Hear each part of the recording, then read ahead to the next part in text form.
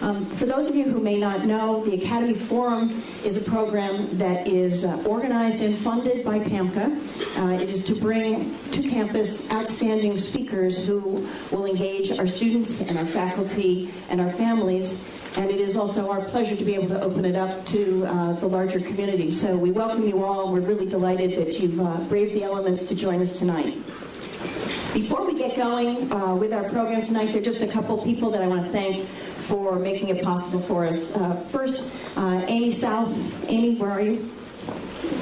Amy's around somewhere. Amy is our Community Vice President. There she is in the back. She's ultimately responsible for the entire event tonight. Next is Lucy Batzik, and Lucy is in the doorway up there. Lucy has executed every single detail for tonight. We have Trish Perlmutter. Trish has shepherded this program from the very beginning. And last but not least, Judy Polinovsky and Debbie Kozak, who make absolutely everything happen for us here at MKA. So thank you very much. So now, without further ado, it's my pleasure to introduce the headmaster of the Montclair Kimberly Academy, Tom Namick.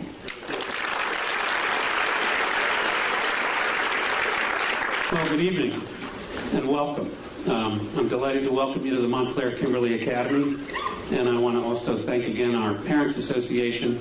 They have made this evening possible for us. While the program is free of charge, it's not free of expectations for how we will conduct ourselves as an audience. I have a couple of things I'd like to ask of you. Please, there's to be no electronic recording, audio or video. Please don't hold your phones up to take pictures, mostly because it distracts the people behind you. And we'd really like to focus on our very special guests this evening. It's my privilege to introduce our guests, and I think they're well known to all of you, but I do want to say a couple things about them. Dr. Tyson has been a frequent guest on the Colbert Report, or rapport, I guess is the proper pronunciation. We're delighted that he's here, and we are also delighted and very grateful that Mr. Stephen Colbert has agreed to interview him for our benefit. Stephen Colbert, comedian, author, and host of the Colbert Report, is both one of the funniest and possibly the bravest comedians of our time. I want you to consider his performance at the National Press Club dinner in 2007.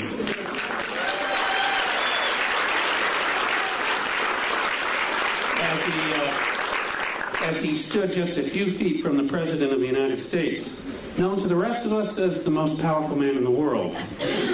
Dr. Neil deGrasse Tyson, astrophysicist, director of the Hayden Planetarium, author of 9 books, teacher, lecturer, host of NOVA's 4-part series Origins, and member of 2 presidential commissions on the United States aerospace industry and the future of our country's space exploration.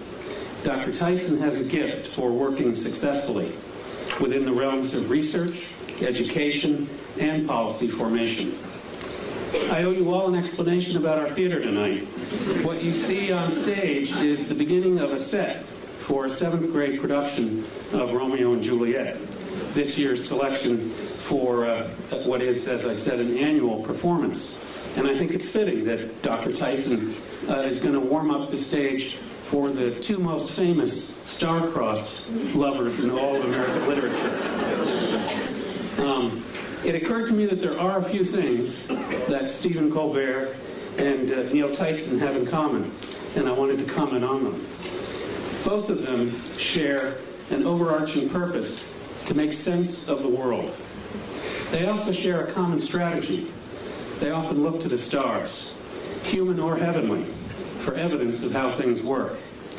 Though Stephen Colbert is far tougher on the objects caught in his gaze, whereas Dr. Tyson is only known to have obliterated Pluto.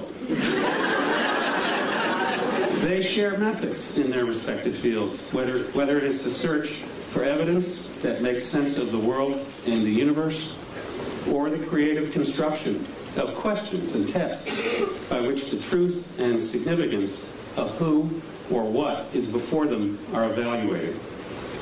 Perhaps then they both have something in common with William Shakespeare, the desire to provide their audience with a lens, to see the world from a previously unconsidered point of view, and not just as others would have us see it. So while the stars may be dazzling, training and instinct appear to have taught each of them to look away from celestial bodies. I'm really sorry, I have to get that bad cliche in there somewhere. And to consider the effects that those celestial bodies have on everything and everyone around them. In addition to the challenging questions that each of them make us confront, their work has given the world a little more of that very rare and gem-like substance known as the truth, or in Stephen Colbert's case, truthiness. And we are very grateful. Ladies and gentlemen, Mr. Stephen Colbert and Dr. Neil deGrasse Tyson.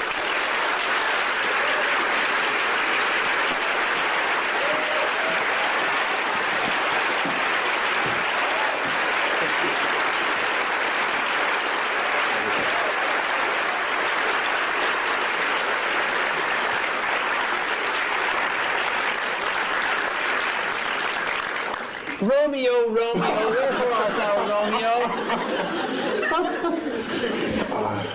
I don't know.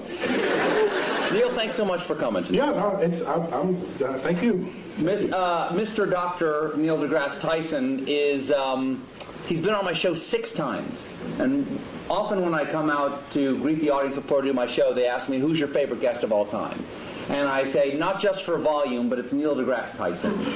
Because not only do I love what Neil knows, but I love that he loves what he doesn't know. Always interested in the next thing to learn. Oh, yeah. And always roll to whatever idiocy my character wants to throw on him. I think the only time I ever surprised you, as you told me a little while ago, was I asked you, should scientists go to Argentina or hike the Appalachian Trail? Yeah, I want people to talk about them. It's the universe talking there.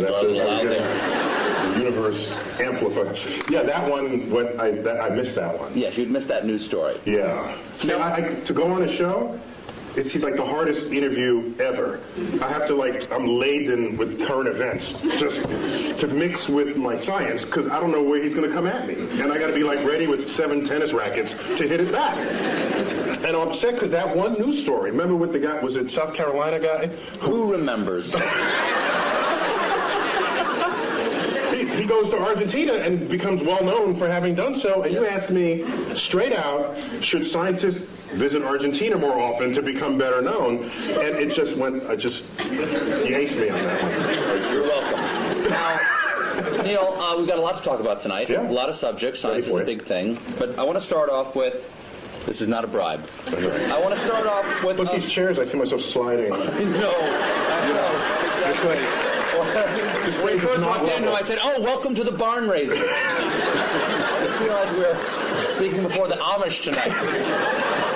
Now it's going to make it tough to talk about science and technology. All right, Neil, I want to start. I want to start in a broad way.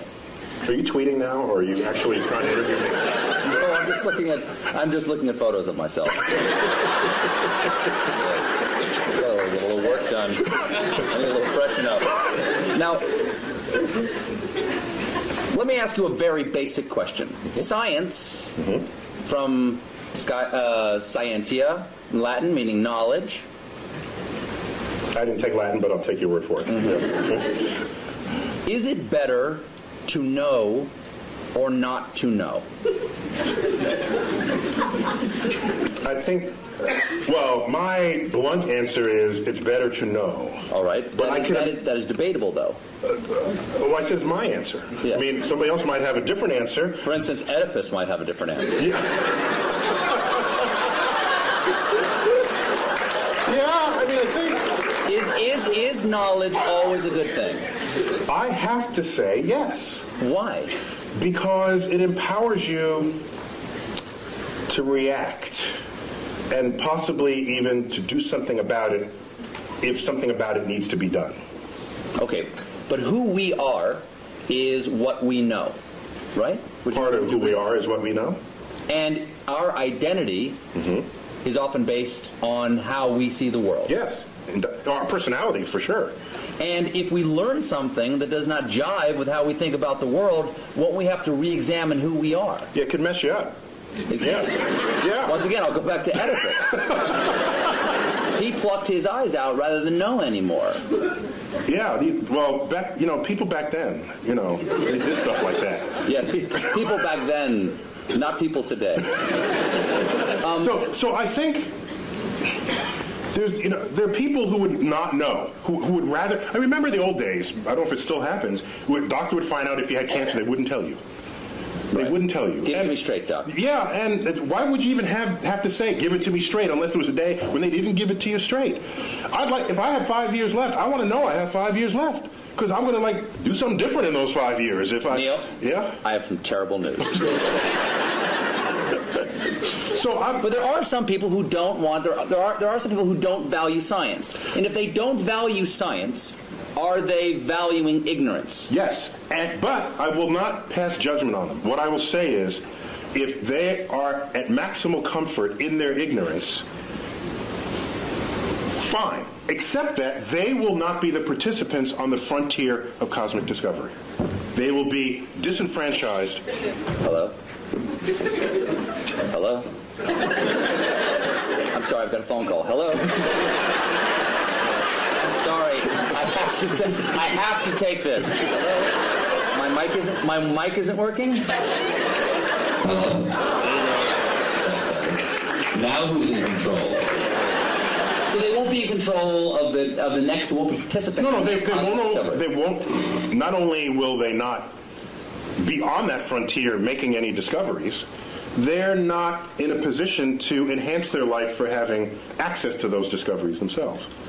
Can knowledge ever be a bad thing? I don't think so. What about actions that knowledge takes us to? Do you think that Oppenheimer, when the bomb went off, and he said, "I am become death, destroyer of worlds," do you think he perhaps questioned for a moment whether the knowledge they achieved that led to the creation of the bomb perhaps should have been left undiscovered?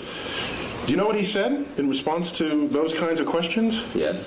He said, because people said, have you usurped the power of God? Have you? And he said, if God didn't want this power to be there, he shouldn't have put it in the atom in the first place. Kind of an interesting point, I think. What he's saying is that the world is accessible to us. So would you say, don't smelt the ore and make iron and make a sword out of it because you could cut yourself? Back then, that's the counterpart statement from the Iron Age. And if you were around back then, you'd be sitting in this chair saying, don't make the sword, because you would unleash evil on the world. Okay, I'll step back from don't make the sword. How about don't lick the flagpole in February? Yeah, you will learn something. You will learn something, but at a price, Neil. That'd be data. It's a data cost. It is. Yeah. There is a data cost for that, isn't it? Yeah. Also, Adam and Eve. They ate of the tree of knowledge of good and evil, and they paid a price. Yeah. So God does put things into atoms he doesn't want us to know about. However, I think I don't want to blame the knowledge. I want to blame the behavior of people in the presence of the knowledge. So maybe we need better knowledge management. Do you think that scientists you can applaud him. He's the hero. Well, how about this? Do you think that scientists should be allowed to do anything they can? I heard a big no over there. Someone just said no. You know, people made fun of him for doing this, but during one of President Bush's State of the Union speeches... Bush 1 or 2? Bush 2. He said he warned against man-animal hybrids. Okay? And a lot of people, like me, made fun of that by showing pictures of, like, Senator Alligator Man going, boo, boo, yay, man-animal hybrids. But if scientists could make man-animal hybrids, wouldn't they? There are scientists who want to make man-animal hybrids. Should we make man-animal hybrids? I ask you, Senator Tyson. Should there be any limits like that? I think there's some creepy things about that, and I've met some scientists who would think that'd be an intriguing thing to do. Yes. Okay? So I think we as a society, as a democracy, what we should do is come to some understanding of what the prevailing social mores are. And no, science should not cross those barriers. And by the way, scientists are often ones to try to prevent that. Einstein among them, for example. He didn't want to make the bomb after he first told Roosevelt he should make the bomb. He changed his mind because his conscience, his moral conscience, descended upon him. Scientists are not without moral code here. So as a culture and as a society, we decide what should be the prevailing cultural mores, and I think we should all be beholden to those. What do you think of the portrayal of scientists in movies? Because often, for instance, the scientists who make the Terminator, they're the bad guys. Scientists lead us to the Terminator, or they create the superbug that wipes out the world, or they enrage the monster at the bottom of the sea. When you part the curtains and at the bottom of all of that, there's a politician funding that research.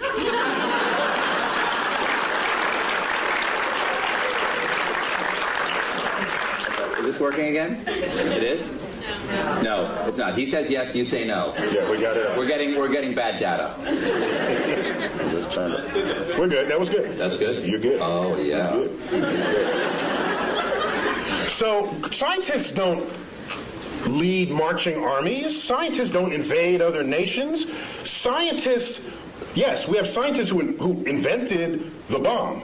Yes, but somebody had to pay for the bomb, and that was taxpayers. That was war bonds. There was a political action that called for it. So everyone blames the scientists. We are collectively part of a society that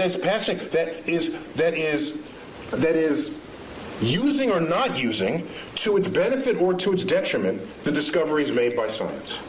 And at the end of the day, a discovery itself is not moral. It's our application of it that has to pass that test.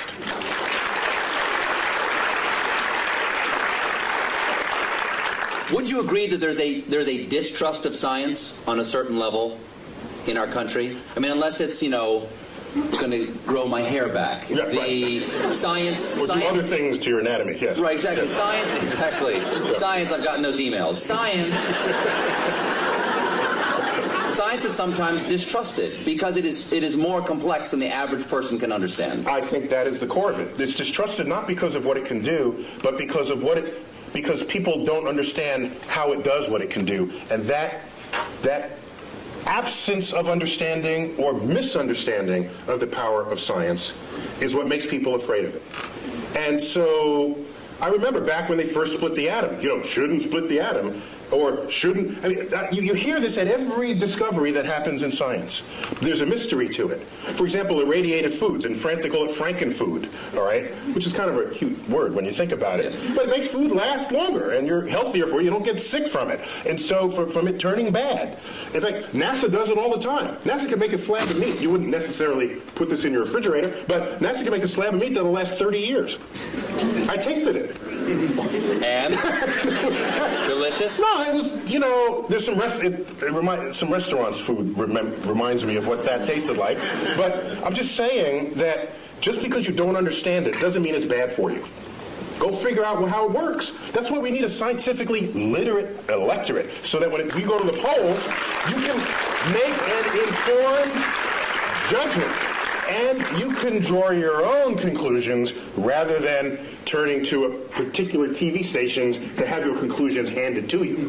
Now, Arthur C. Clarke. Comedy Central accepted. Exactly. Okay. Arthur C. Clarke's famous dictum about sufficiently advanced technology. Yes, it is. Arthur C. Clarke had several laws of culture and the world, one of which was any sufficiently advanced technology is indistinguishable from magic. So, if something gets too complex for the average person to understand, it's magic. It's like magic. And you have powers that I don't trust because I don't know what you're going to do with it next. Whereas if you understood how it worked, you say, "Hey, give me one of those." I mean, that's how that would work. That's how that plays out. Do you think that's where the debate over?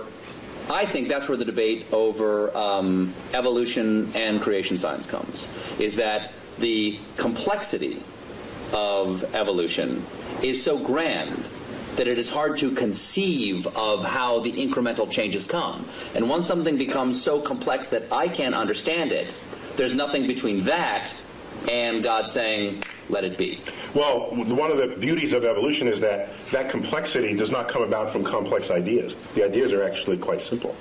And you can show on a computer how those simple forces can generate complexity given enough time and enough variation in environment, which is just what the history of the Earth supplies. So science literacy is an important part of what it is to be an informed citizen of society.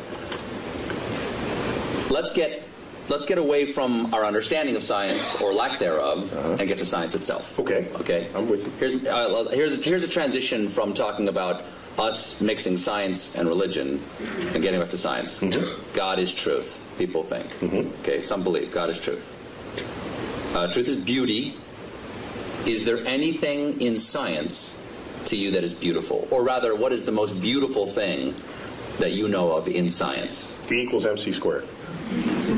Really? Oh, that's awesome. It is. So that equation doesn't just have a great publicist. It's actually... Because everybody knows it, but also everybody knows Coke. You know, it's like the Coca-Cola of science. Yeah, you learn E equals MC squared before you even know what any of those symbols mean. You hear it in elementary school. It's a gorgeous thing. What is beautiful about E equals MC squared? First of all, tell everybody what all the pieces mean. Well, E stands for energy. M is mass. C squared is just the speed of light squared. That's just, ignore that for the moment. The thrust of that equation is that energy and mass are equivalent to each other, which means you can transmute one into the other and back. What makes it extraordinary is that that hardly ever happens in our everyday lives, yet it's going on all the time in the rest of the universe. And so we're in this little pocket where E equals MC squared is not visible. It's not visible. It's not happening in our lives. No. But if it did, the world would be really different. Light coming from that bulb would all of a sudden pop into a particle, and the particle would combine and pop back into light again. Would it hurt? It can, yeah. It would sterilize you. There's a lot of, the kinds of particles that would do that they would sterilize you, yeah. That'd be bad. I've had my kids. Yeah. So it goes on in the center of the sun. It went on at the Big Bang. It goes on throughout the universe, wherever it's hot and heavy. But what is beautiful about it to you? It's simple. It's simple, yet it accounts for hugely complex things. And for me, that is where the beauty lies in the truth. No. If I had to give you a complex theory to understand a complex phenomenon, send me home. Because what's the point? Well, now, there's no tablet in the sky that said it had to be simple to end up being complex. That's just a remarkable fact about the universe. So why not celebrate it? The fact that pi, right? Let's say the numbers together. 3.145926. We got a few geeks over there. That's a nerd fest. We got a geek thing going on over there. Not bad. The fact that you take a circle of any size, a circle the size of the universe itself, and divide it by its own radius, and you get that number, that's beautiful. I have to pause, and I get misty thinking of this.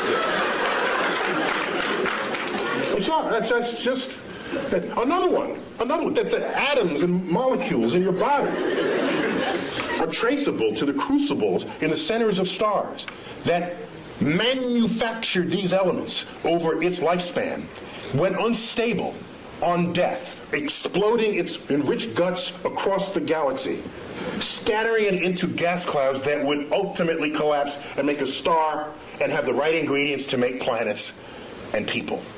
Which means we are part of this universe. As I've said many times, and this goes back, not only are we in the universe is in us. That is a profound concept. And it was, I think it's the greatest gift that astrophysics gave culture in the 20th century. It's a research paper in 1957, and I say that because one of the authors just died, like 2 days ago, Jeff Burbidge. Burbidge, Fowler, and Hoyle. One of the most famous research papers that no one ever heard of. You know why, I think? Because it had 4 authors, not just one, and it took a decade to figure out, and it wasn't just somebody burning the midnight oil, so it doesn't lend itself to poetry or screenplays, because it's a collaboration, so nobody wrote about it. But we knew that we are star stuff. We knew that we are stardust at the middle of the 20th century. That connects us to the universe like no other fact. That's beautiful.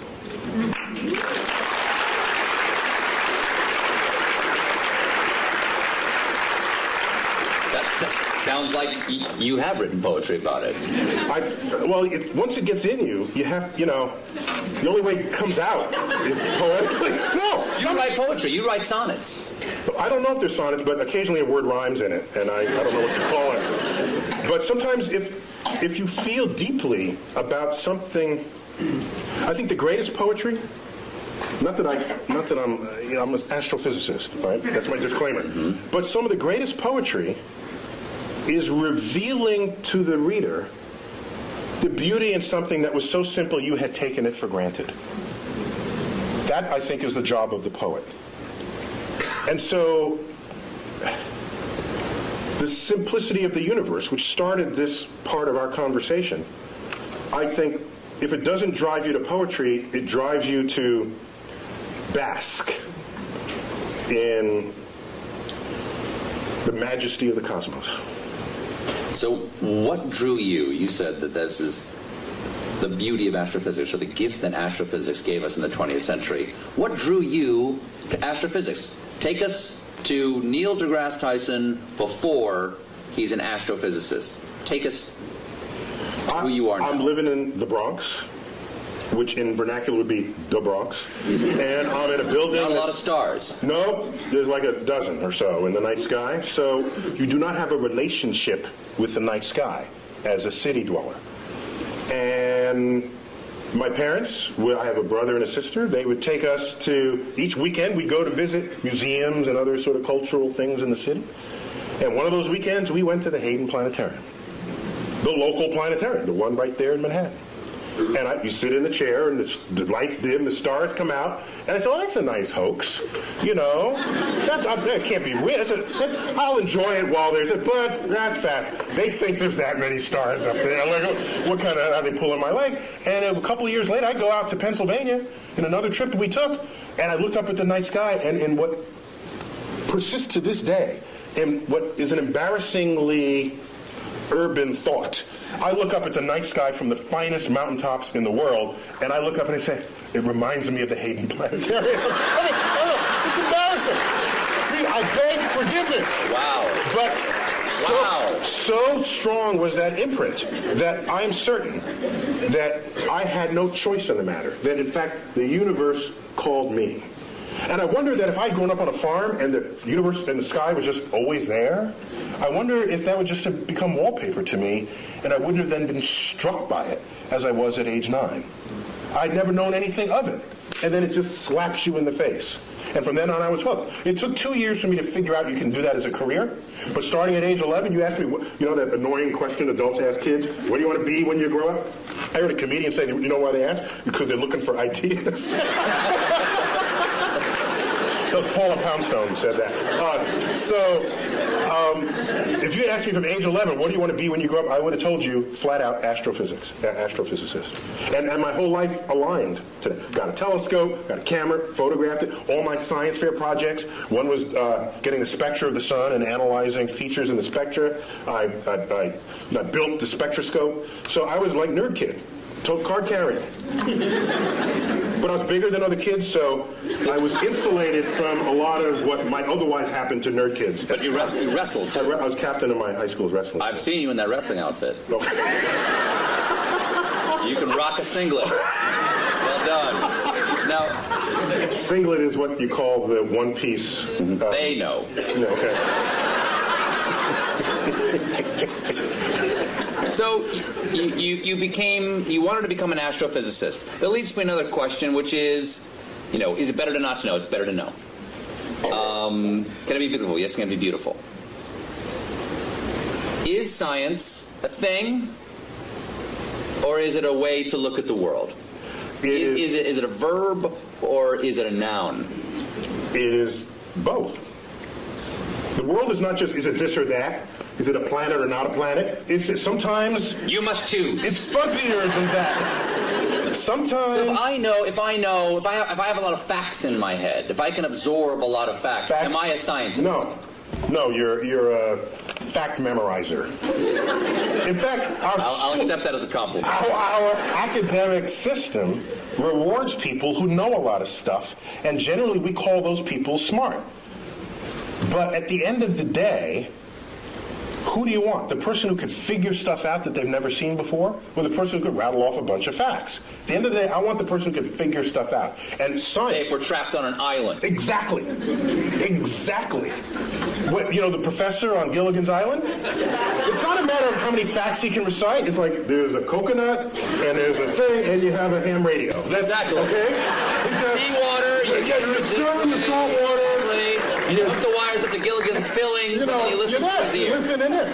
So it's an understanding of the relationships. While we're on it, Ginger or Marianne? Totally Ginger. Ginger. Complete. That was like, she came around the wrong time of my life. I'm telling you. It was like Ginger all the way. For sure. So it's a way of approaching the world. It's a way not only of approaching the world, it's a way of equipping yourself to interpret what happens in front of you. I think of science, the methods and tools that enable it, as kind of like a utility belt that you walk around with, and you come upon something. Are you a superhero? Yeah. In your mind, are you a super science? Actually, when I was a kid, I wanted to be Mighty Mouse when I was a kid. Really? I wanted to sing opera as I went to sing. Here I am to save the day. Yeah. So it's a tool belt. It's a tool belt. It's a utility belt. Utility belt. Sorry. Because I'm picturing you in the singlet with the utility belt. Yeah. It's a tool belt. The difference is a tool belt. If you have a hammer, as they say, you can hammer in the morning. You yes. can hammer in the morning. If I had a hammer, the problem is, if you start wielding a hammer, then all your problems look like nails, and maybe they're not.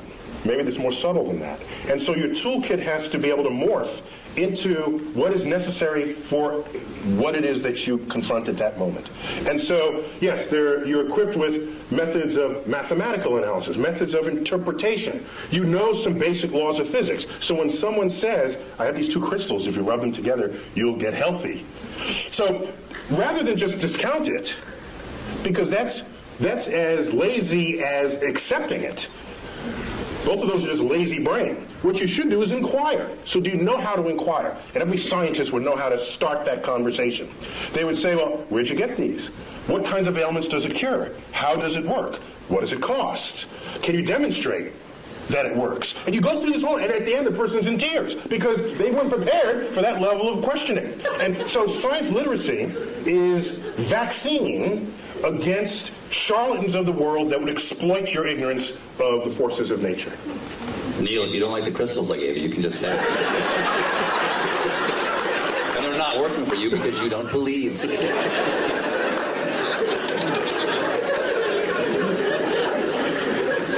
Is there any science fiction you admire or that you enjoy? Or do you see the holes in science fiction and go, I can't enjoy that? Of course he would know the effects of a neutron star. He doesn't know tidal forces? Do you have that problem? Got that right. Do you have that problem? I only have the problem if the movie is marketed for its accuracy. Number one. Number two, they got to get some basic science right. After that, I'm okay. So, for example, in the latest Star Trek movie, they had this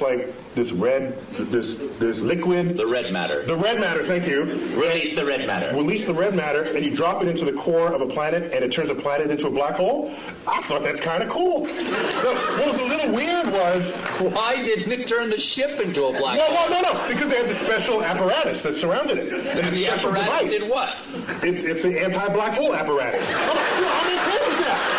I was not losing sleep. That didn't bug you? Over what held the black hole. I didn't have an issue with that. But oddly, what I had an issue with was they needed this drill, which is a very cool kind of, that was the coolest thing I'd ever seen. Exactly. A drill that would drill to the center of your planet, and they dropped I'd say, if that would turn a planet into a black hole from its center, it surely would turn a black hole turn into a black hole from its surface. So you just drop it on the surface. What would Kirk and Sulu fight on? I know, right? They had to fight on the platform. So I'm okay. I got angry with Jim Cameron about Titanic. That's how I got angry. Did I tell you? I didn't tell you the story. You did not. Oh, no. Can I? I've never seen you this angry before. Hold me back. I can't wait to see what you have to say about Avatar. You might turn blue with rage. Go on. So what was your problem with Titanic? There's a colleague of mine who saw Avatar, and he got home and he told his wife he wanted to paint her blue, and that didn't go over very well. Is she 10 feet tall? So, Titanic, you may remember, was marketed as a film of high accuracy because Cameron had funded this submersible to go down and it checked out the staterooms and the wall sconces and the china patterns, and so they reproduced that to detail. And so here they recreate the ship for the movie. Can you double check that? No, because he had the submersible. You just have to trust him, okay? No, you got to trust him. So now, the ship sinks, right? Did I give away the... Well, you see the movie yet? I'm sorry. Okay, so the ship sinks. I do, I remember. You remember that, okay? Very sad. And it's Kate Winslet on the flow. Remember that? And Yes. she's delirious. This isn't the scene where she's naked. Oh, sorry. Go on, It was kind of she's like dressed. that, but Okay, go that's ahead. it. No, she's on the flow, on the whatever, the plank, and all right, she's looking up. We know the date, the time, the weather conditions, the longitude, the latitude. We know all of this about the sinking spot of the Titanic. There is only one sky she should have been looking at, and it was the wrong sky.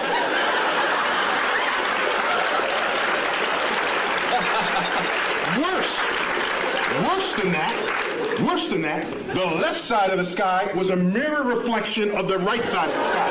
So it's not only wrong, it was lazy and So odd. halfway through, they just went, just flip it, just flip it. No one will know. And so I was livid. Ooh. I got out my finest stationery, and I wrote a letter to Jim Cameron. No reply. 5 years later, I bump into him. He was on the NASA committee, and my sort of presence with NASA was growing by then. But I bumped into him in a meeting, and I said, Mr. Cameron, I just have to ask. You know, the sky is not the right.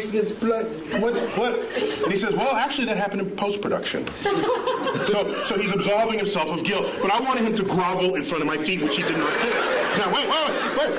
So I was angrier after that. Later on, Wired magazine honors him for Discoverer of the Year, Explorer of the Year, and they want to hold their party at the Rose Center for Earth and Space. You don't come into my house and get the sky wrong. Okay? My microphone working? Or did it fall? You're loud enough, you don't need a microphone. There we go, it fell down. Can you hear me now? Mine, yes. Okay. So, he's in my house. And as a courtesy, they extended me an invitation to have dinner with a small group of them after this award ceremony. So I said, yeah. So we go to dinner. There's 6 of us at the table. The wine is pouring. So I said, Jim, I don't know if you remember, but I brought this up some time ago about the sky. And I wouldn't be so upset, except that everything else you boasted was so accurate. And we can't even check how accurate that is, but anybody can spend $50 for a planetarium sky program and look at the sky and know that you got the wrong sky. What gives? And you know what he said? He said, last I checked, worldwide, Titanic has grossed $1.3 billion. Imagine how much more it would have grossed if I got in the sky right.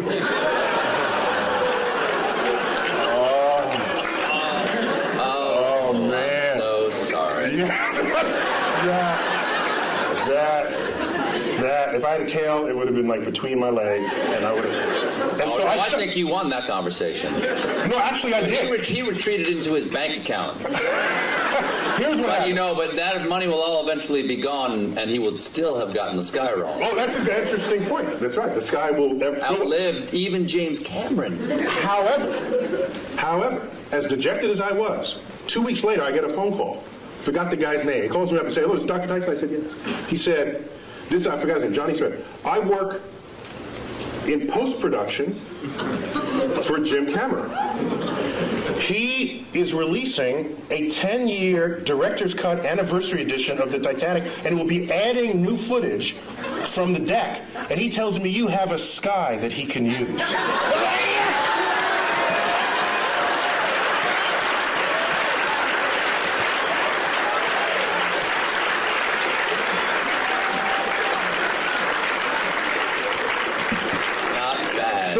Not bad. You got your taste, right? You got a little taste. Yeah, right? it was good. No, I'm not. I'm a public servant. I don't need a piece of the thing. Me too. So if you're going to claim it's right, then I'm going to hold you to it. If you're not, then I'll just sit back and enjoy it. What is what I don't like? I don't like is the people who you go see a movie with who read the book first. Get rid of them. They don't belong in the movie theater. All right? It's like, the book was better. Well, get the hell out of it. Get out of the movie theater. Then go back to your book. Leave me alone. Those people I can't stand. Stay home. We should not go to the movies together. Now, okay, I got three different things. What is the latest discovery in astrophysics that we should all know about? One of my favorite. I got to go back maybe 6 months for that. 8 months, may I? Okay. Well, we discovered water on the moon. That's kind of cool, because where you're going, you want there to be water. All right? That's a good thing for life. But what struck me the most, earlier in 2009, we discovered methane on Mars. Methane. If you have a gas stove and you live in a city, chances are it's methane. It's a flammable gas. You say, well, so what? Who cares? Except that methane is the byproduct. It's a part of the gaseous effluences of anaerobic bacteria, which on Earth operates deep in the intestinal tract of farm animals. That's a very scientific way of saying there are Mars farts. That's what you're saying, right? I didn't want to say it. Yeah. You got a doctor in front of your name. You can't say stuff like that. I can't say stuff like that. But that means that is possibility, or is that yeah, there's life, but no one will come out and say it? It means while you can generate methane other ways, such as sunlight. It's a combination of pressure, temperature, and energy source. You can manufacture methane. Magic. Right? So, but chemical magic. Yeah. Chemical magic. But it is a natural byproduct of bacteria that thrive in the absence of oxygen. And you don't have oxygen deep in your intestinal tract, neither do any farm animals. And if you're down under and Mars doesn't have oxygen. So it's tantalizing to think that maybe there are life reservoirs in aquifers beneath the Martian soils. Well, as I was saying before about is it better to know or not to know, and there are things about our own identity that we take from the knowledge that we have, yes, we do. or the things that we don't know, the assumptions of things that are not there to be known. And instead of using the word identity, I'd say they have an impact on our ego. Yes. Because the more we learn about the universe, the smaller we get, right? In time, in space, in size. And so if you go in... Not the way you just described it. The way you described it, you're a supernova. Well, that makes you bigger. Well, I think if you know about what's going on, then it's not mysterious and you're a participant in the unfolding cosmos. Otherwise, you are consumed by it and you fear it and you shun it. And you say, I don't want to know that I live on a speck called Earth, orbiting an undistinguished star in the corner of an ordinary galaxy in an expanding void of the cosmos. There are some happy thoughts in there, like understanding how that worked, recognizing that the human brain figured that out. That's kind of cool. There's a lot we still don't know, but what we do know, I think we can sit proudly and celebrate what we know about the universe. Maybe now, not every one of us figured it took a few key people like Newton and Einstein, but we learned what they taught us, and each of them stands on the shoulders of giants that came before them, just as the quote goes. Let's celebrate it, not fear it. But if we found out that there was life someplace other than Earth, what do you think that would do to our identity or our ego? It may signal a change in the human condition that we cannot foresee or imagine. I think it would. Now, I think the issue would be not if we find bacterial life, which is kind of what we're looking for now. Bacterial life, there's no question about whether in our mind's eye we reign supreme over bacteria, although it can win. The bacteria, do you know in 1 linear centimeter of your lower colon lives and works more bacteria than the number of people who have ever been born in the history of the world?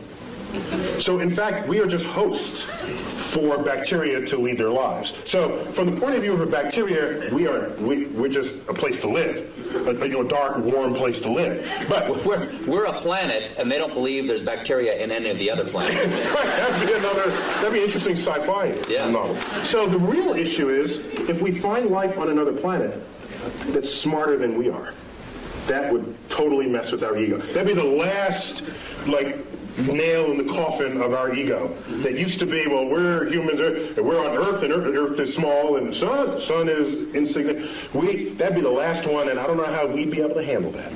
Do you think that there have been discoveries that have happened? For instance, I have heard discoveries that have changed our point of view about the universe that we are not aware of, that they've changed. In other words, the change has been so gradual, we don't realize we see the world differently.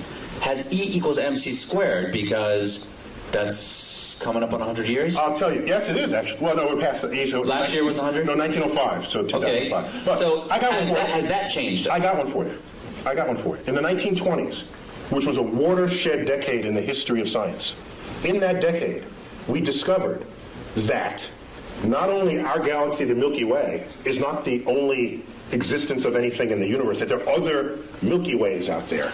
That recently?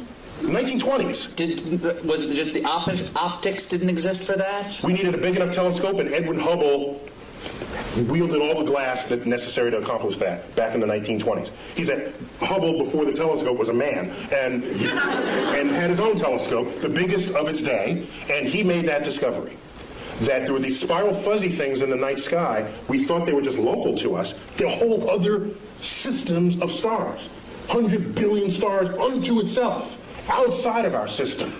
Not only was that discovered in 1926, 1929 he discovers that the universe is expanding. Which means it may have had a back then, it may have had a beginning.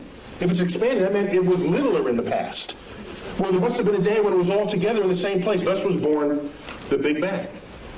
Okay, so now, also in that decade, quantum mechanics, quantum physics was discovered. That is the science of the small, the science of electrons, protons, neutrons, particles, nuclei. At the time, you'd say, this is just physicists burning tax money. Because who cares about the atom? I got my horse to feed. I got kids. You got issues in society. Yet it's quantum mechanics that is the entire foundation of our technological revolution. There would be no computers. There would be none of what you take for granted, your iPod, your iPhone, cell phones, the space program, without our understanding of the laws of physics as they operate on that atomic and molecular and nuclear level. And so the chemist has no understanding of the periodic table of elements without quantum mechanics. To them, it's just a list of elements. Quantum mechanics tells you why this column is there, and that's there, why this mates with that, and why that makes a molecule with that. That's quantum mechanics, and it's unheralded. You ask me, is there any discovery that has changed how we live? It is quantum mechanics. And I make this point because I'm ready to... Today you hear people saying, why are we spending money up there when we got problems on Earth? And people don't connect the time delay between the frontier of scientific research and how that's going to transform your life later down the line. So all they want is a quarterly report that shows the product that comes out of it. That is so short-sighted that that's the beginning of the end of your culture. So it's... So it's better to know. That's a really long answer to my first question. My second question is, let's take some questions. Do we have time to do that? Q&A. You better wave. You better hit me in the head with a rubber band. Okay. Very quickly before we get to questions here. How many can I ask? Ask one. Do we have microphones, or are we going around the room? We can repeat the question if there aren't enough microphones to go around. Let's start right here. Just one, please, sir. Is there a brown dwarf star approaching? Is there a brown dwarf star approaching? Okay. Dare I suggest that I think I know much more deeply about what's behind that question? He's asking about Planet X. Do share.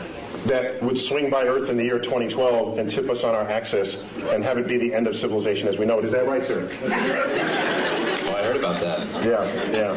I'm digging a subterranean chamber. Yeah. Me and my kids are going to be fine. Yeah, go on. Once I get here. It doesn't exist. Moving on. Next question. Yes. No, there is no Planet X. All gravity, all principal sources of gravity in the solar system are present and accounted for. Anything we discover now are tiny and insignificant, like Pluto's relatives. Yes. Anything to say about Apophis? Apophis. An asteroid the size of the Rose Bowl. Discovered December 2004. Headed towards Earth. It's not alone among asteroids headed towards Earth, except that this one is headed, there's a whole set of asteroids that cross Earth's orbit. That alone is not a problem. You cross the street all the time, but at different times the trucks drive by, okay? So the issue is, are you crossing the street when the truck is driving there at the same moment? That simultaneity is what matters. Apophis, when you ran the calculations, showed that there was a chance of it hitting us in the year 2036, with a close approach in the year 2029 on April 13th. A Friday, by the way. But here's what's significant about that. We've had close approaches before, but none this close. This is the size of the Rose Bowl, and on April 13th, 2029, it'll come close enough to Earth to dip below our orbiting communication satellites. Do you think 2.5% is a big number for that asteroid to come to Earth? No, right now the best estimates are several in a million that it will hit us in 2036. And if it does, it will likely hit the Pacific Ocean, plunge into a depth of 3 miles, explode, cavitate the ocean, send waves of tsunamis. The first one from the impact. The second one, because the water splashes back into the cavity, goes high into the air, drops back down, and sends another pulse. This will go on about 40 times. There'll be multiple tsunamis. I was just on the Santa Monica beach 2 nights ago, because Santa Monica is the first city to get hit, because it's the beeline right up from Santa Monica, 600 kilometers into the Pacific. 5-story tall tsunami would take out the entire west coast of the United States. But nobody has to die, because we know this well in advance. But I think 2 people will die. The stupid surfer who wants to surf that tsunami, we know people like this, right? You see them. And you know who else? Of course, the weatherman who wants to bring the camera guy closer. Can you see the waves hitting the shore? Okay, take him out too. We don't need either one of them, and then we'll get on with it. That would be a great James Cameron movie. Yes. Tonight there's a wolf moon. Can you explain what that means? What's a wolf moon? Okay, each full moon of the year has a name, and there are regional variations among those names. And the wolf moon, it's when it's snowy and the wolves howl. You can see the wolf in the light of the moon because the landscape is white, and the wolves don't turn white, so you can see them against this. And so depending on if you live in a region where there are wolves, that would be what you would call it. Other full moon names you've heard of, the harvest moon is one of them. The honeymoon is one. That's the moon that's in June, the honeymoon, because that moon actually never gets very high in the sky. And it's amber the entire time. It takes on the color of honey. It's just called the honeymoon, and you get married in June. And that's where you get the name honeymoon for that. Yeah. Anyone over here? No? Yes, sir. I think, in astronomy, probably dark energy was sort of a real game changer about 10 years ago, the discovery that the expansion of the universe is speeding up. If there's a game changer in the next 20 years, what is it? The question is, dark energy He said 10 years ago it was like a game changer. Can I foresee any game changers on the horizon? Well, it turns out dark energy was not as much of a game changer as you might think, because we already had a slot for it in Einstein's equations. We already had a placeholder. No one had ever measured it before, so we just assumed it was zero and got on with life. The moment it was discovered, we said, hey, now we can stick it in the equation. It's like, whoa! Its presence in the equation shows that there's this force, there's this pressure operating against the action of gravity, making the universe accelerate in its expansion. And that's extraordinary, because it means that a day will come where these galaxies that Hubble discovered will move away from us with such speed that they will disappear beyond our horizon, and the total known universe at that time will only be the Milky Way, restoring the state of mind of our universe that existed before 1920. That's a spooky time. We would have to hand down the annals of cosmology from previous centuries to hear about the galaxies that were once in the night sky. So game changers going forward. If we discover the dark matter particle, that'd be kind of cool. If dark energy and dark matter, because we don't know what's causing either one of them, but we measure them. So they are real in their action on the universe. We just don't know what it is. Okay? As distinct from the ether 100 years ago, we never measured it. We just assumed it was there. There was no data. It was just dark matter, dark energy. We can call it Fred and Wilma. Don't think it's matter or energy. We don't know what it is. Don't let the name fool you.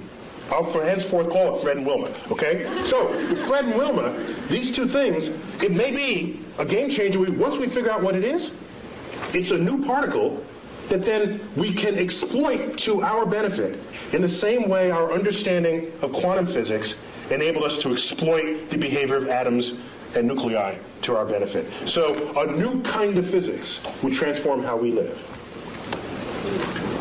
Yes, that's one way I think about it. Is Pluto going to be excised, so not just because we send it out, but because it's made of ice, will it expire? Will Pluto not only be humiliated by Neil deGrasse Tyson? You may not know this. That's not the word she said. She used that word.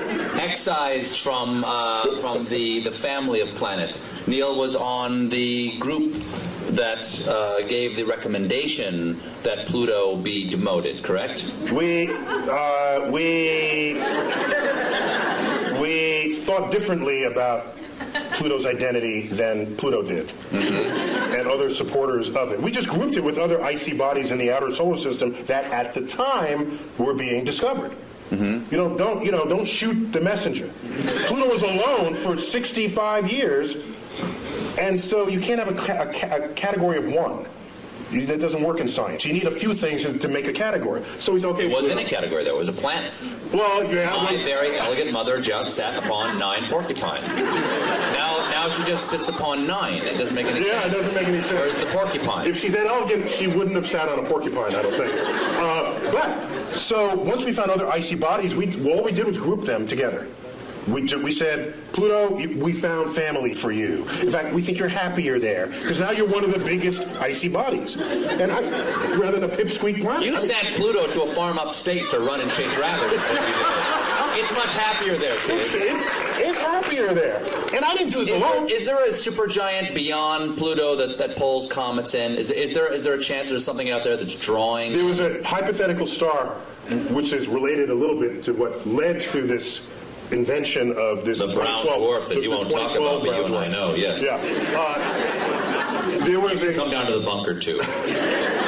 There was a suggestion that there was a companion star to the Sun, provisionally called Nemesis, that had this long orbit that would jostle comets in the outer solar system and send them raining down on Earth, creating mass extinctions, accounting for the extinction episodes in the fossil record. But it was an interesting hypothesis that was never supported by data, and so when you're not supported by data, you discard the hypothesis. That's how science works. You don't believe something just because you want to, or think something's true just because it feels good. At some point, you've got to confront the data. So getting back to the point... You've never been in politics. So getting back to the point, the recognition that Pluto was made half ice and ice evaporates, so will Pluto one day disappear? No, Pluto's too far away from the sun for that to ever meaningfully evaporate and disappear completely. Yes? What was the point of the Large Hadron Collider? What was the plan, did you say? The point. The point of What the Large Hadron was the Collider. point? He speaks in past tense as though we're done with it. We what just is? turned on the switch, the Large Hadron Collider in Switzerland. The point of the Large Hadron Collider was to embarrass America, to make us feel bad that we didn't have our collider built back in the 1980s when it was first funded. That's the whole point of the Large Hadron Collider. It's Europe saying, "Ha, gotcha this time." Now, apart from that ego bit, it's to probe nature on levels of energy never before seen. And right now it's practically impossible to discover a new law of physics on your tabletop. We've been there. We've done that. And almost the entire history of physics is go to the edges of your points of exploration and then take a step beyond that. You're bound to discover something new. It's like climbing the next mountain, crossing the next valley. So, the Large Hadron Collider, the energy inside that particle accelerator will exceed the energy of all accelerators that have ever been built before, probing nature as never previously imagined. What is the Higgs boson? Higgs boson, that's a particle proposed that you can think of it as a kind of it's like think of it like molasses. Okay? Okay, not molasses. It's a field through which all particles move, and the interaction of those particles with that field endows them with the mass that we measure for them. It is granting them the property of mass. We have yet to find this particle, but if we do... So mass is not explained presently. That's correct. We just measure... We don't know why we get fat. we don't know why something has mass right now. That's correct. And so now let me ask you something. If you build let's say you build an equation this way. You've got an equation over here, you built it, and it's a house, okay? And you've got another equation over here that works. It's another house. But in your mind you think, these two houses are actually probably should be one house. You invent something that fits into the shape between the two houses, right? Yes. Like you've got a shape between the houses. Goes, okay, there's something in the universe that is the shape of the space between these two houses. Yes. Does that necessarily mean that thing is there? The history has shown that almost every time we propose something that connects one house to another, if those two houses themselves work, there's something in between them connecting the two. For example, in 1930s, we had this experiment with the 1930s. Quantum physics is in place. We start probing the atom. We find out there's an atomic reaction, a nuclear reaction, where there's some missing energy. We account for all that, and there's something missing. We said this much energy here, and then it's missing here. And we swear we accounted for everything. Fermi comes up, a famous physicist, said, I bet there's a particle that came out of that reaction that escaped with the energy before you had a chance to measure it. E equals mc squared. Well, that would have endowed that particle with its energy to do so, the mass to do so. And even MC squared is in every one of these, it's all over the place. It's written with E equals MC squared. The point is, he hypothesized the particle, gave it the properties that it would have to account for what was seen. That's your conduit between the two houses. Then he says it's got to have this much energy, and it's got to be pretty hard to detect because we surrounded this in lead, and it just went straight through the lead. So I'm going to propose a particle that's hard to detect. And it's got to be little, because there's not that much mass, and it has no charge, so it's neutral. So he called them neutrinos, little neutral ones. He hypothesized. He said, let's look for them. 20 years later, they were found, neutrinos, and now we kept them coming out of these reactions. He built the porch, the walkway between the two houses. Practically every time you have two working understandings of the world, and they have to coexist in the same universe, there's something that's going to connect them. It's like electricity and magnetism. previously discovered as separate things, until Faraday and Maxwell said, hey, wait a minute, this works and that works, and they kind of smell like each other a little. Maybe they're the same thing. So a whole theory came out to put the two together, and it is the theory of electromagnetism. You know this word. You just take it as a single word, but those used to be separate concepts. So we're going good with this. We're on a roll here. So why not continue? Yes, right there. Do parallel universes exist? Do parallel universes exist? We don't know. The parallel universes are losing favor to the multiverse. We have some cogent theoretical expectations that our universe might be just one of many, spawned from this sort of this hyperdimensional medium, which we'll call the multiverse. There's no data to support it, but we have good theoretical premise to think that it's there. And we have philosophical precedent. We used to think Earth was special and unique. It wasn't. We got 8 planets. We thought the sun was special. It's one of 100 billion suns. Thought the galaxy was special. No, it's 100 billion galaxies. We have one universe. Or do we? The track record said, why should there only be one? Be open to the possibility that you don't live in the majority-looking universe that's out there. Would a separate universe, when you say different universe, slightly different laws of physics, which makes that's what I'm asking. Oh, yes. Well, this is the fun part, because if you manage to get a portal to another universe, don't be the first one to volunteer to go through it, because your atoms are working in this universe. If the slightly different law of physics, you could implode, explode, come out with 3 heads. Who knows? There's a different exchange rate over there. Yes. Yes. Someone, let's go in the back, in the middle, and I think you have a white sweater on, yes. Is it possible to tunnel through a black hole, like quantum mechanically speaking? Can a black hole be used to travel? How about that? Can we say that? No, it's a little different. Like, Steve, get with it. Tunnel through a black hole. Yes. As if it creates a tunnel in space or time. Quantum mechanically is what she said. Quantum mechanically, can you tunnel through a black hole? I'm not going to try to interpret this one. Well, I have to ask, did you want to land someplace else when you're done, or are you content with being dead when it's over? I need to know before I answer. I guess it's okay if I die. It's okay if you die. For science. For science. Stephen Hawking showed just recently that, and for me this was kind of spooky amazing, that black holes remember everything that they have ever eaten. Which means it's not a tunnel to anywhere. Everything that it ate is sitting there at the singularity at its center. Now the spooky part, that's not the spooky part. The spooky part is, Stephen Hawking showed 40 years ago that black holes can actually evaporate. The matter that's within a black hole can rise up out of the gravitational field that surrounds it and spontaneously birth a pair of particles. That's just E equals mc squared doing its thing. E equals mc squared. The gravity field has high energy density.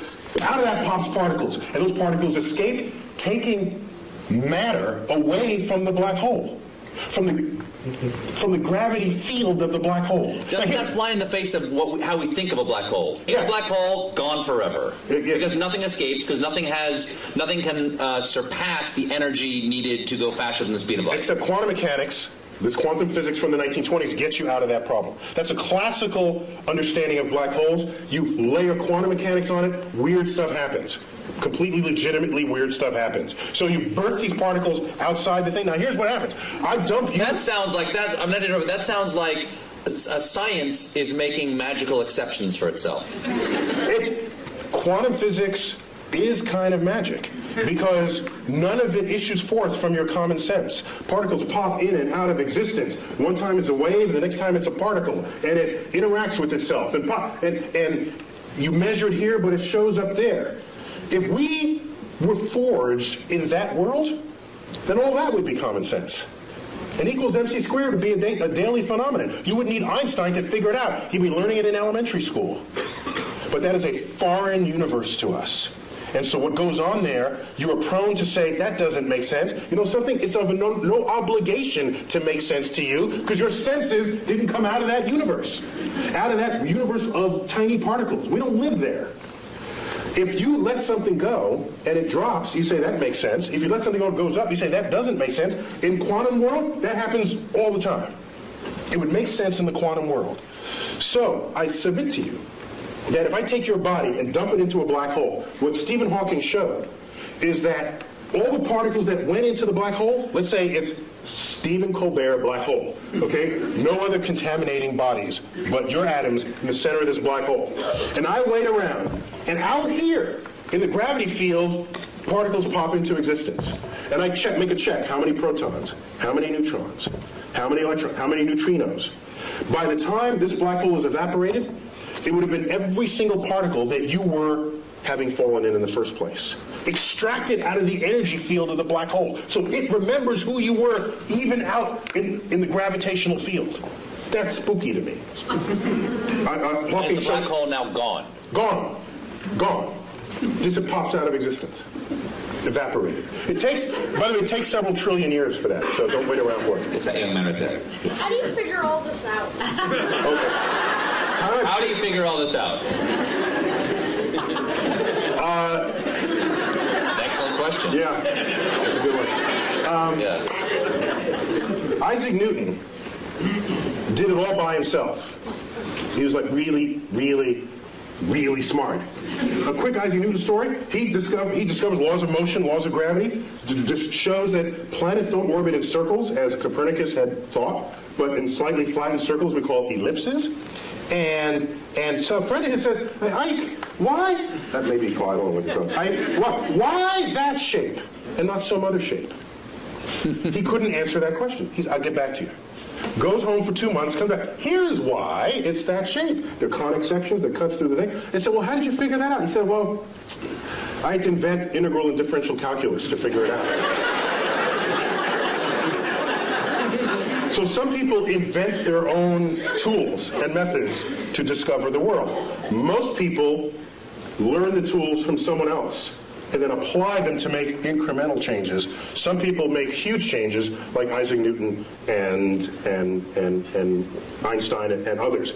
Isaac Newton once said, if I can see farther than others, it's because I've stood on the shoulders of giants who have come before me. But I've read Isaac Newton, and his stuff makes the hair on the, if I had hair, it would rise up on the back of my neck, how plugged in he was to the universe. And I'm saying to myself, that quote cannot have possibly have been honest.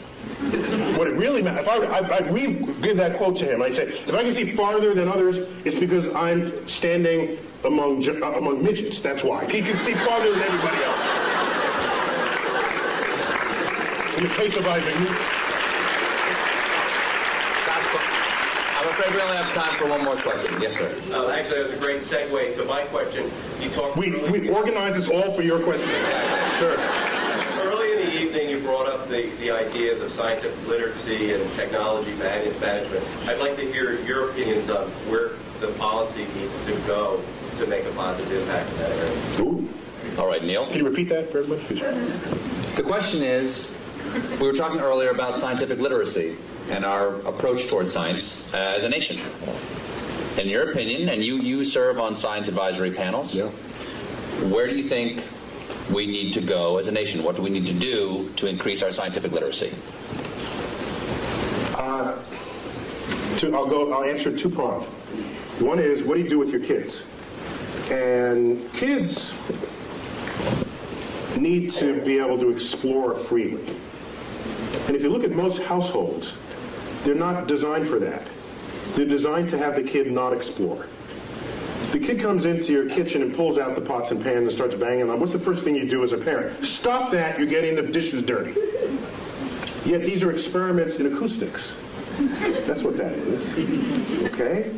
Whatever the kid is doing, if it has the chance of breaking something, you're going to tell them to not do it, without thinking that that's the consequence of an experiment that they are conducting. And every time the kid wants to do something, provided it doesn't kill them, it's an experiment.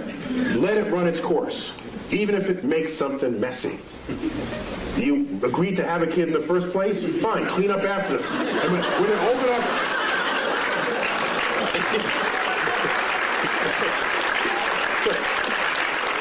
Because it's those seeds of curiosity that is the foundation of what it is to become a scientist. Now, I don't want everybody to be a scientist. That'd be a boring world. I want the poets, and I want the musicians, and we need that. And I don't have it. But I'm talking about promoting science literacy. And so the first step for the parent is to get out of the way. Allow the child to explore. They start playing in the mud. Don't do that in the mud. I just cleaned those pants. You're getting in the way of another experiment. They start plucking the petals off the flowers you just bought from the florist. And you say, stop that, I just paid $10 for the flowers. Had you let that continue, they'd find in the middle the stamen and the pistil, and they'd learn something about the flower. For $10. That's cheap. Derek Bach, one-time president of Harvard, once said, if you think education is expensive, try the cost of ignorance. And so that's got to start at home. In the schools, I don't have a problem with the fact memorizing, but don't equate that with what it is to be wise or what it is to be smart. Smart should be some combination of that, yes, but also what is your lens on the world? How do you figure things out? And you promote that by stimulating curiosity. And I don't see enough stimulating curiosity in this world. This is a famous school right here. I saw the banner in the opening corridors. So you probably don't have that problem here, all right? But the whole world is not educated in this building. So a lot of change would need to happen in that regard. Now getting back to policy. I have tried. You do a simple Google, like YouTube and Tyson, my name, but put Neil so you don't get Mike. Right? Dining on someone's ear. Half of what ends up thrown onto YouTube are talks I've given where I'm trying to convince people, not only the public, but lawmakers and people in power, that investing in the frontier of science, however remote it may seem in its relevance to what you're doing today, is a way of stockpiling the seed corns of future harvests of this nation. And those seed corns, what they do is, whether or not you know it today, advancing a frontier, history has shown, has advanced a culture ever since the Industrial Revolution got underway. And we can speak more hegemonistically about it, that anyone who has embraced the powers of technology has enjoyed economic wealth, the likes of which the world has never seen, attendant with strength of security, okay? And so people say today, they'll say, suppose the next terrorist attack is like a chemical attack. Do you call out the Marines, or do you get your best chemists to figure out what to do about that? There's a point where your weapons are not as useful as the brain of the scientist who you could bring to bear on the problem. And so I see science and technology and creative investments in it as the most significant infusion to our economy that could possibly be conceived. The problem is it's not going to boost the economy next quarter. It's got a time horizon longer than most people have the patience for, and most politicians have the re-election cycle to be tolerant of. So what we need is a longer view on those investments. I don't want to have NASA going hand in hand trying to get money to stimulate the frontier of cosmic discovery. And that frontier now involves biologists in the search for life, chemists in understanding the soils of Mars, aerospace engineers. You know what I don't want to do? I don't want to stand in front of 8th graders and say, who wants to be an aerospace engineer so that you can design an airplane that's 15% more fuel efficient than the one your father flew? That's not going to get them. But if I say, who wants to be an engineer and design the airfoil that'll fly in the rarefied atmosphere of Mars, I'm going to get the best students in the class, and you know it, because that's an exciting project for smart people to work on, motivated people to work on. And when you have them, they invent stuff. They discover things. They transform the culture in which we live on a time horizon that is not easy to just tell someone in a one-sentence soundbite. And what I want is a level of science and cultural literacy that will allow the public to be able to think beyond the election cycle, to think for themselves and say, this is a good investment. How many times have you heard people say, if you're not among us here, why are we spending money up there when we have the problems down here? Have you ever asked how much money we're spending up there? Ask that question. You know what the answer is? I've asked people, how much money do you think we're spending? Here's your tax dollar. How much do you think? 10%? 15%? Those are the kinds of answers I get. You know how much is getting spent? The rovers, the space station, the space shuttles, all the launch vehicles, all the NASA centers is 0.6 of 1 penny on your tax dollar.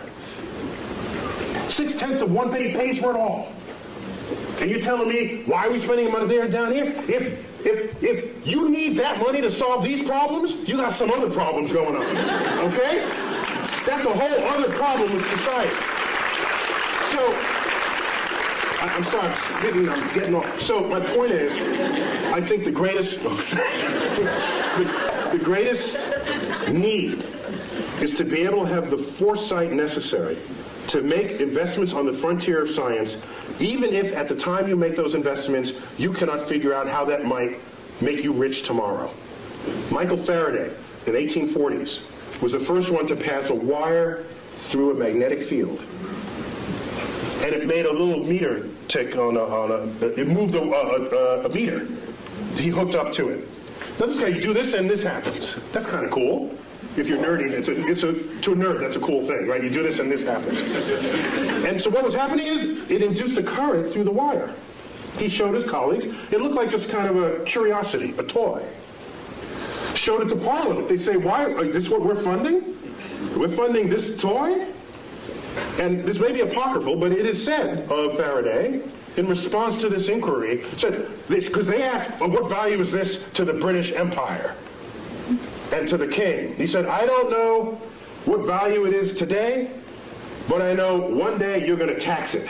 And in fact, that is the foundation of how all electricity is made today. And it would take another 60 years before electricity would come to homes. But who could have known it at the time? I don't want to be left behind.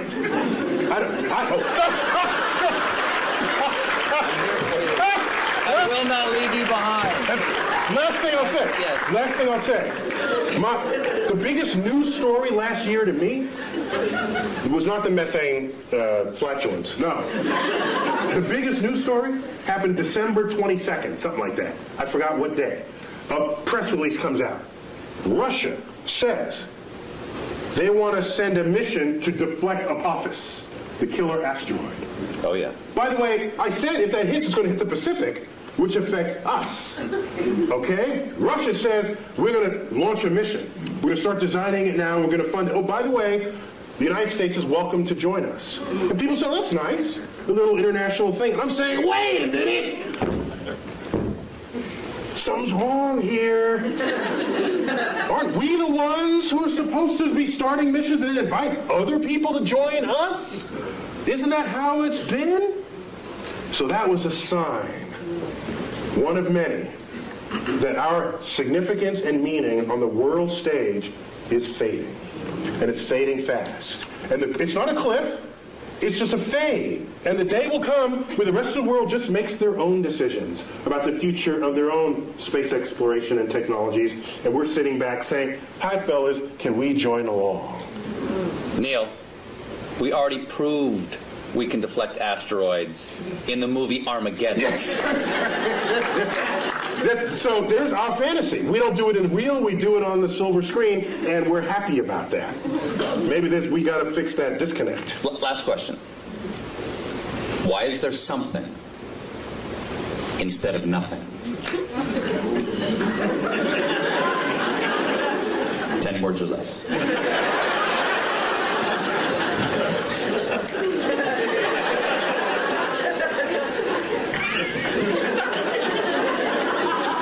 Just because.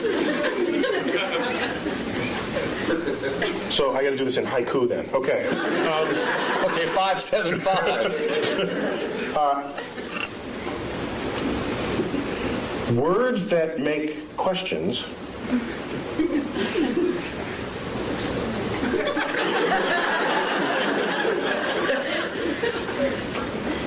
may not be questions at all. I am well rebuked. Neil, to have you here and an honor always to talk to you.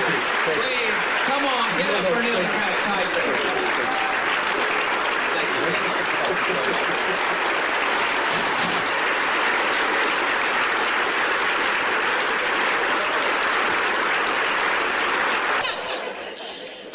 Dr. Tyson is going to be down here. He will be signing books until 9:30, so if you'd like to come down and have a book signed, feel free. And for the rest of you, thank you all for coming.